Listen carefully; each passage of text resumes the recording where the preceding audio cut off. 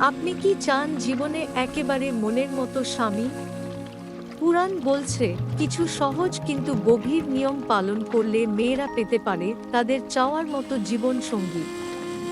আজকের এই ভিডিওতে আমরা জানব ঠিক এমনই 5টি কাজ যেগুলো বিবাহের আগে করলেই জীবনে আসে সুখ ফল, সংসারে আসে সুখ, আর স্বামীর সঙ্গে তৈরি হয় মধুর সম্পর্ক।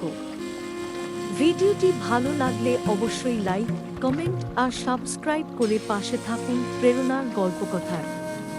চলুন শুরু করা যাক। মানুষের জীবনে বিয়ে শুধু সামাজিক নয়, আত্মিকও এক মহৎ বন্ধন। বিশেষ করে মেয়েদের জীবনে বিয়ের গুরুত্ব অপরিসীম। পুরাণে, শাস্ত্রে এমন অনেক কাহিনী আছে যেখানে বলা হয়েছে মেয়েরা যদি কিছু নিয়ম মেনে চলে, কিছু আচরণ জীবনে গ্রহণ করে, তাহলে তারা পায় যোগ্য, স্নেহশীল ও মনের মতো জীবন সঙ্গী।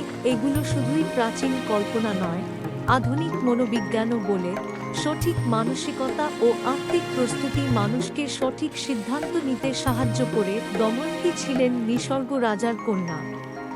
তিনি ছিলেন দেবতাদের চেয়েও উচ্চ মর্যাদার পত্নী, কারণ তিনি শুধু নল রাজার প্রতি প্রেমেই নয়, তার প্রতি অটুট বিশ্বাস ও সতীত্ব রক্ষা করেছিলেন। এমনকি যখন দেবরাজ ইন্দ্র নিজে তার প্রেমে পড়েন, তখনও দময়ন্তী একটু বিচলিত হননি। একজন নারীর ব্যক্তিত্ব, আত্মমর্যাদা এবং সতীত্ব, এই তিনটি তার জীবনের সবচেয়ে বড় অলংকার। আজকের দিনে এটাকে শুধু শারীরিক বিষয় ভাবা ভুল। এটা মানসিক, আত্মিক ও নীতিগত দৃঢ়তার প্রতীক। নিজের সম্মানকে কখনো হেয় হতে দেবেন না।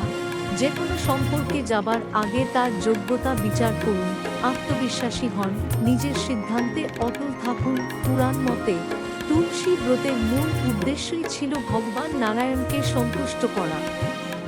যারা মন থেকে তুলসী পূজা করেন, তাদের জীবনের সংসার ধর্ম মধুর হয়।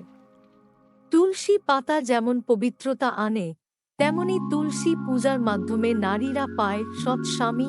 ভৃগু কন্যা তুলসী, যার ব্রত ও ভক্তিতে তুষ্ট হয়ে স্বয়ং বিষ্ণু তার স্বামী রূপে আবির্ভূত হন। প্রতি বৃহস্পতিবার তুলসী বৃক্ষের কাছে প্রার্থনা করুন, মনের মতো স্বামী ও শান্তিপূর্ণ সংসার কামনায় মানুষ পুজো করুন।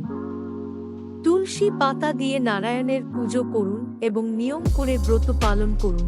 সীতা দেবীর জীবনে অনেক দুঃখ, পরীক্ষা, বিভীষিকাময় মুহূর্ত এসেছে, কিন্তু তার আত্মসংযম, ধৈর্য এবং ভগবানে অগাধ বিশ্বাস তাকে সবার শ্রদ্ধার পাত্রী করেছে।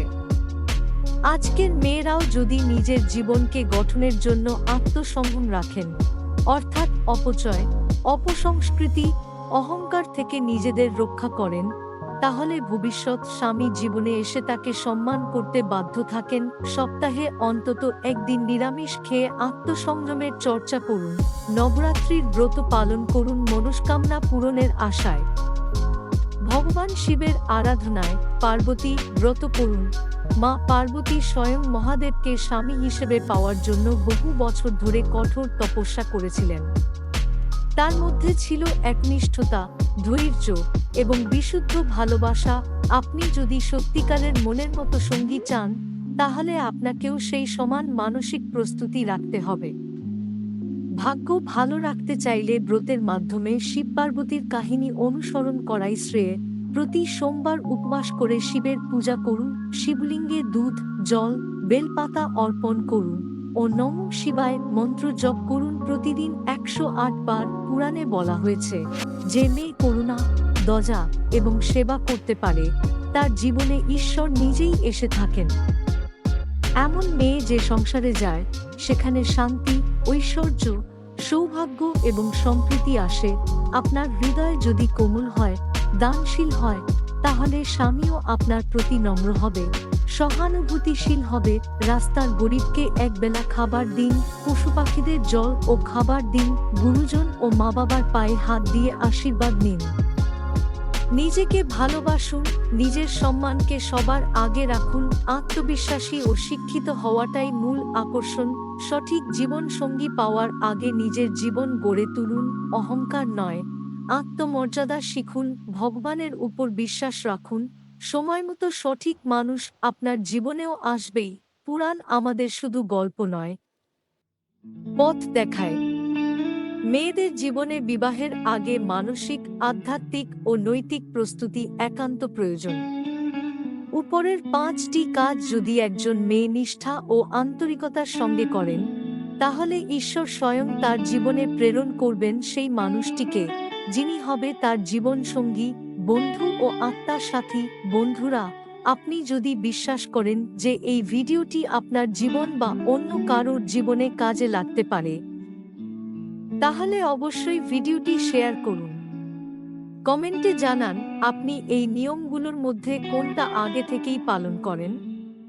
আর এমনই আরও অনুপ্রেরণামূলক গল্প ও ভিডিও পেতে আমাদের চ্যানেল প্রেরণার গল্পকথাকে সাবস্ক্রাইব করতে ভুলবেন না। ধন্যবাদ, দেখা হবে পরের ভিডিওতে। জয় হোক নারীত্বের।